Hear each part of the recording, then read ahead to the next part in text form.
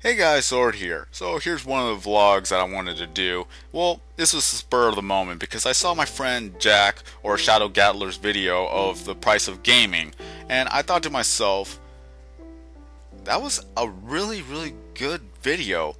Honestly, I haven't even thought about it until he actually uploaded it. I'm not trying to steal his idea or anything, but this is a video response for his video. Even though I haven't spoken to you in a long time, Jack, I'm sorry. I don't even know if you still I don't even know if you know that I'm still going, or if you know that I created a gaming channel to play console video games.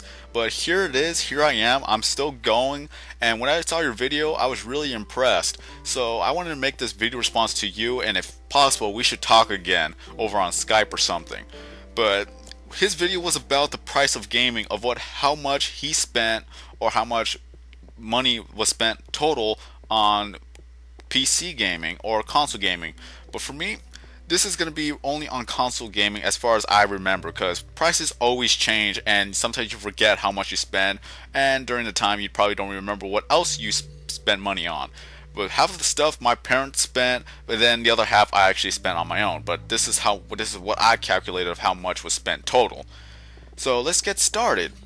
The Xbox 360, back then it was a lot of money, and there was a bundle that was for $400. You get an Xbox 360, a 250 gigabyte hard drive, which really sold it for me. I think it was either one or two controllers, and then a Final Fantasy 13 game. Even though I never actually played Final Fantasy 13, I just sold it because I needed money. So $400 right there.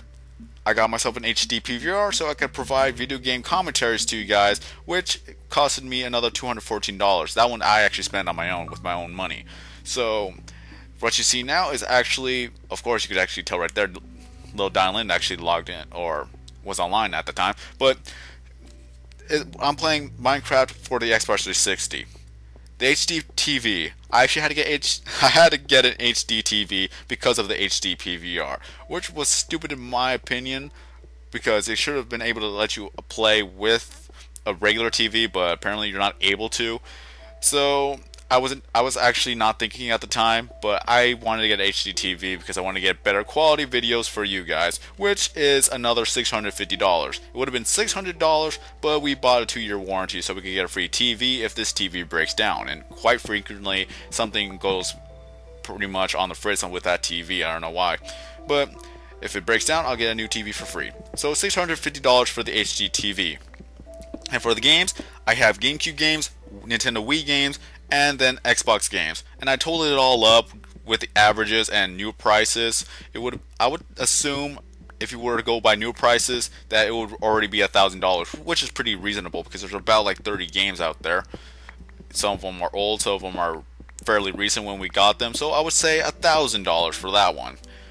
GameCube, when it first came out, it was around $200, especially for the bundle. And for the Nintendo Wii, that one was recent. I bought it and it was only $110.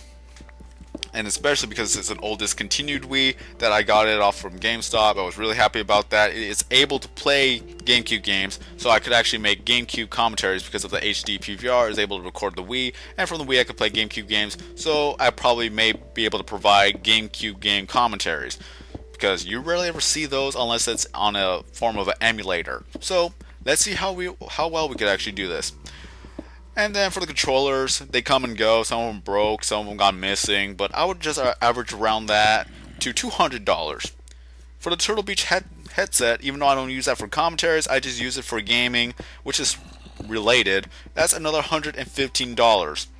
And then for Microsoft, because if you have an Xbox 360, you gotta pay for Xbox Live and then Xbox Microsoft points. And I would average that to another $500 because I completely forgot that there's some other things I bought recently, and I'm running that to another $500. And for the computer that I use, it was a birthday / Christmas gift, and it's been around for 3 years, but it's still good. I'm still using it. And that costs another $1,000. And then we have two routers. One is for everybody else's, is a new router, which is fairly fast, and then we have the old router which I connect the Xbox 360 onto there, so it's a landline or type of thing. It's like a LAN party for a better connection, and that costs around $120. I don't really remember the prices, but I know it's a lot. And then for the miscellaneous stuff, as like rechargeable batteries and rechargeable stations and everything else, I don't know what to talk about, but I just rounded it out to another $200. So if we were to do the math, I can't remember exactly how much it would cost. Let me see, yeah, for now it would be around, well, $5,389. I think it was that. Yeah, that's pretty much the right price. So $5,300. That is a lot of money. And if I were to go to the cost of internet and the cost of every other thing, that would probably be another $2,000. But for now, let's just say that we spent $5,000 on video games and other accessories. So why do we spend so much on video games? Why do we spend so much on entertainment? Especially, why do people always buy a DVD for a movie that they already watched and they're only going to be watching it once or every now and then? That's just really something to think about and talk about. We spend so much money on entertainment, even if it lasts us probably for a day, and then sometimes we even forget about what we just saw. Why do we spend so much? Apparently, it has to deal with the human brain of the little pleasure nerves and all that good stuff, but I'm not going to talk about that. I'm no scientist or I'm not a researcher.